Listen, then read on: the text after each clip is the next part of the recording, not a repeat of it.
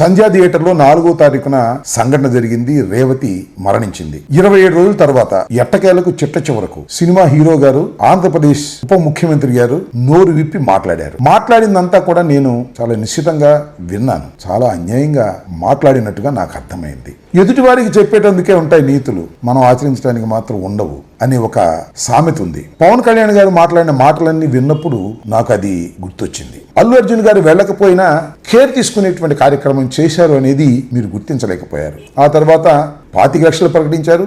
ఆ తర్వాత యూనిట్ అంతా కలిసి 2 కోట్ల రూపాయలు ఇచ్చేటటువంటి ప్రయత్నం కూడా చేశారు. దీన్ని మీరు మర్చిపోయి ఏదో మాట్లాడుతున్నారు. ఇది అన్యాయమని నా అభిప్రాయం. లా అండ్ ఆర్డర్ గురించి, లా గురించి మాట్లాడారు. ఏమండి పవన్ కళ్యాణ్ గారు, మీరు వైఎస్ఆర్ కాంగ్రెస్ పార్టీ అధికారంలో ఉన్నప్పుడు మీరు చట్టాన్ని ఏ విధంగా మీ చేతుల్లోకి తీసుకునే ప్రయత్నం చేశారో మీకు కొన్ని గుర్తు చేస్తా.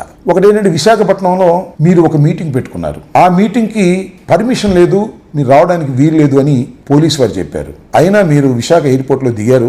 దిగి డైరెక్ట్గా సభాస్థలికో లేకపోతే మీ నివాసానికో వెళ్ళకోకుండా మీరు కారు టాప్ మీదకి వెళ్ళి ఎక్కి చేతులు ఊపుతూ రోడ్ షో చేశారు. అయ్యా, రోడ్ షోకి పర్మిషన్ లేదు, ఒత్తిడి పెరుగుతుంది అని పోలీసు వారు మిమ్మల్ని నివారించే ప్రయత్నం చేస్తే మీరు ఏ కామెంట్ చేశారో గుర్తుందా మీకు? నన్ను ఒక పోలీస్ ఆఫీసర్ వచ్చి వ్యాన్ మీద ఎక్కి నేను చేతులు ఊపుతుంటే నన్ను దిగమంటాడా? ఏంటిది? ఏమిటి అక్రమం, ఏమిటి అన్యాయం అన్నారు. ఆ రోజు ఏమైంది సార్?